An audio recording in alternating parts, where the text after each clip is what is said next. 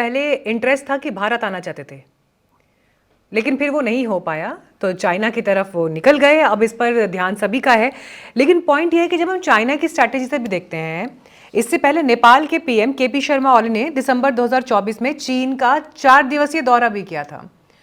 तो अब जो ये दक्षिण एशियाई देश हैं और वहाँ पर चाइना की जो ये मीटिंग्स हो रही हैं, और एक ऐसे समय में हो रही हैं जब भारत के साथ ये रिश्ते थोड़े ठंडे चल रहे हैं ढाका के, तो किस नज़रिए से इसको देखा ना चाहे? देखिए, ये जो विजिट रहा है मोहम्मद यूनुस का, उसको थोड़े ब्रॉडर कॉन्टेक्स्ट में देखने की ज़रूरत है कि ये एक स्थिति पैदा हो रही थी बांग्लादेश के अंदर, जब जो आर्मी चीफ हैं वाकिर उस जमान, 26 फरवरी को उन्होंने एक बयान दिया था। और वो बयान ये था कि ये एक तरह से अल्टीमेटम था कि अगर स्थिति नहीं सुधरी तो उनकी एक वार्निंग समझी जाए। तो उसके ऊपर बहुत अटकलें लगी कि क्या कू की तरफ जा रहा है, मिलिट्री कू की तरफ। तो एक तरफ ये प्रेशर मिलिट्री की से आ रहा था इंटरनली मोहम्मद यूनुस के ऊपर। दूसरी बात हम करते हैं वो जो बहुत बड़ा बदलाव अमेरिका में आया है। और अमेरिका की जो पहली जो डीप स्टेट थी, जो बाइडेन जिसके नेतृत्व करते थे, जो अभी तक हमारे पास इंफॉर्मेशन है, तो ये जो रेजीम चेंज हुआ था बांग्लादेश में शेख हसीना को हटाने का, वो उसी डीप स्टेट ने किया था। और ट्रंप जो आए हैं वो बिल्कुल उसके विरुद्ध है। तो एक तरह से अगर आप मोहम्मद यूनुस की तरफ से देखें तो उनके पास दो प्रॉब्लम्स थी। एक हॉस्टाइल भारत, और दूसरा एक हॉस्टाइल अमेरिका। और अमेरिका और भारत के एक तरह से एक ही गोल्स हैं उसके ऊपर, बांग्लादेश के ऊपर। इस स्थिति में जब उसके दो बड़ी पावर्स भारत और अमेरिका जब अगेंस्ट जा रहे थे और मिलिट्री एक तरह से अल्टीमेटम दे रही थी, तो इसके बाद इनके पास मोहम्मद यूनुस के पास एक ही विकल्प था, बड़ा विकल्प। वो था कि वो चीन का रुख करें।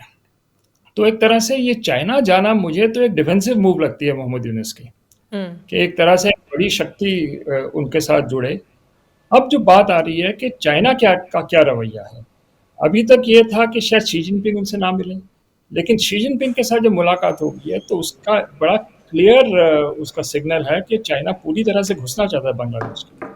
तो एक तरह से एक एक बहुत बड़ा एक एक कॉम्बिनेशन बन रहा है, चाइना यूएस एक तरफ और भारत और अमेरिका एक तरफ। तो और उसके बीच में है सबसे बड़ी भूमिका निभाने वाले जनरल वाकरुज्जमान।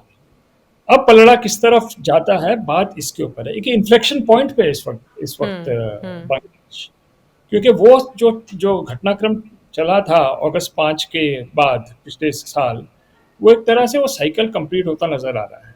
अब बैटल लाइंस बहुत क्लियर हैं, इस्लामिस्ट यूनस एक तरफ, भारत वकारुज्जमान और अमेरिका एक तरफ। अब इस टसल के बीच में क्या होगा, बैलेंस ऑफ पावर किधर जाएगा। तो ये चेंज की स्थिति है ये इस टाइम पे बांग्लादेश में। अब आगे कई हम टेंजेंट्स पे जा सकते हैं, उसके बाद में बात कर सकते हैं। जी, बिल्कुल। लेकिन बहुत ही एक तरह से स्थिति बनी हुई है इस वक्त चाइना विजिट के बाद।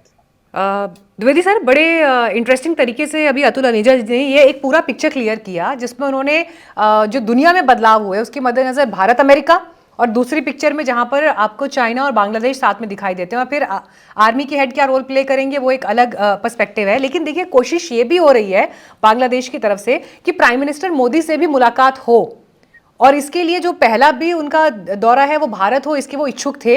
हुआ नहीं, अलग कारण है। लेकिन अब बिम्स्टेक का जब जिक्र यहां पर आया, तो बैंकॉक में अब जो बैठक होनी है उसके मद्देनजर प्राइम मिनिस्टर मोदी के साथ बैठक हो, ये प्रयास तो हो रहे हैं उधर से।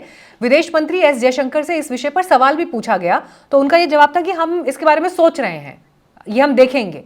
तो ये जब बैठक चाइना के प्रेसिडेंट के साथ में हो गई है, अब इसके बाद क्या परिस्थितियां बदलती हुई देख रहे हैं, इक्वेशंस बदलते हुए देख रहे हैं? देखिए मीनाक्षी जी, इक्वेशन तो बदली 5 अगस्त के बाद ही, और एक बहुत बड़ा बदलाव आया है, छोटा बदलाव नहीं, क्योंकि जो बांग्लादेश था हमारा मित्र देश था, और जब ये बदलाव आया तो एकदम वहाँ की जो हालात हैं वो पलट गए। इसके दो पहलू होते हैं, यानी कि बाईफोकल व्यू लेना है। पहले तो है कि भारत बांग्लादेश और रीजनल पॉइंट ऑफ व्यू क्या है, और उसके बाद जो ग्लोबल व्यू क्या है। देखिए बांग्लादेश जो है भारत का एक बहुत ही स्ट्रेटेजिक नेबर है। क्योंकि इसकी जो स्ट्रेटेजिक लोकेशन है वो इस तरह है कि जिसका भारत की सिक्योरिटी पर सीधा प्रभाव पड़ता है। उत्तर में, नॉर्थ में सिलीगुड़ी कॉरिडोर है, वहां से चाइना की जो दूरी है महज 60-70 किलोमीटर है। और आपको पता ही है कि डोकलाम का जो विवाद हुआ था उससे इसकी जो अहमियत और भी बढ़ गई है। और दूसरा जो है, इस बे ऑफ बंगाल में इसका पूरी कोस्ट लाइन है, और जो कि फिर भी इसको एक और ही नया रूप देती है। और साथ ही साथ जब हम बात करते हैं हमारी ईस्ट पॉलिसी की बात करते हैं, तो उसमें इसका बहुत अहम भूमिका है। और दूसरा है ग्लोबल पर्सपेक्टिव, क्योंकि जो कि इसकी सामने जो इसकी लोकेशन है उसमें अमेरिका का भी बहुत ही इंटरेस्ट है और चाइना का भी बहुत इंटरेस्ट है। तो अभी बात करते हैं कि इस समय हालात किस तरफ है। देखो, इस समय हालात जो है वो यूनिस और उसकी गवर्नमेंट ने बनाए हैं। भारत की कोई हॉस्टिलिटी नहीं है, हॉस्टिलिटी उनकी तरफ से हुई है। और जो वाकयात हुए, जो हालात हुए, वो बिल्कुल प्रति अनुकूल नहीं थे कि भारत के वो विजिट कर पाते, क्योंकि जब एक डिप्लोमेटिक एटमॉस्फेयर होता है, माहौल होता है, तो विजिट उसी के तहत होता है। तो वो माहौल नहीं था।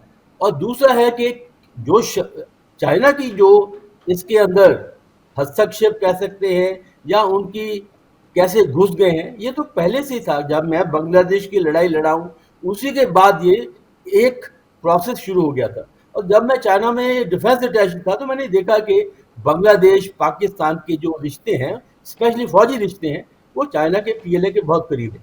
तो अभी जब आप बिम्स्टेक की बात करते हैं, देखिए बिम्स्टेक जो है एक बहुत ही इम्पोर्टेंट ग्रुपिंग है। उसमें मोदी साहब की बातचीत होगी मोहम्मद यूनुस के साथ। ये डिपेंड करता है कि जो चाइना में हुआ है वो क्या क्या हुआ है, कौन सी उनके एग्रीमेंट साइन हुई है, हाँ। कौन से उसके प्रोजेक्ट साइन हुए हैं। तो इसमें दो बातें बहुत अहम है। एक तो चीन जो है, ऑलरेडी इसका बहुत ही प्रभाव है बांग्लादेश के अंदर। उन्हें तकरीबन $40 बिलियन जो इन्वेस्टमेंट का प्रॉमिस किया है, जो 26 के करीब तो जो है बीआरआई के अंदर, और 14 जो है वो दूसरे प्रोजेक्ट के साथ। और दूसरी बात है, जो बांग्लादेश की आर्मी है उसका ज्यादा इक्विपमेंट जो है वो सारा चाइनीज ही है। और अभी उन्होंने बताया कि F-10C एयरक्राफ्ट देंगे, उनको ड्रोन्स देंगे। और अभी जो चौकड़ी बन रही है वो ये है कि बांग्लादेश, चाइना, पाकिस्तान और साथ ही साथ टर्की एक नया क्वाड बन रहा है। तो इसको हम देखना पड़ेगा कि ये जो क्वाड है ये किस तरह आगे बढ़ता है। और भारत के जो रिश्ते हैं वो ज्यादातर मुनसर होंगे मोहम्मद यूनुस की गवर्नमेंट के, किस तरह उनके चीफ जो है जकुर जमान, वो उनका क्या रवैया है। तो ठीक है। मुझे लगता है कि भारत वेट एंड वॉच देखेगा, और देखेगा कि किस तरफ से चीन के रिश्ते, बांग्लादेश के रिश्ते कैसे बढ़ते हैं। हम्म। उसी के ऊपर फिर हम ठीक है।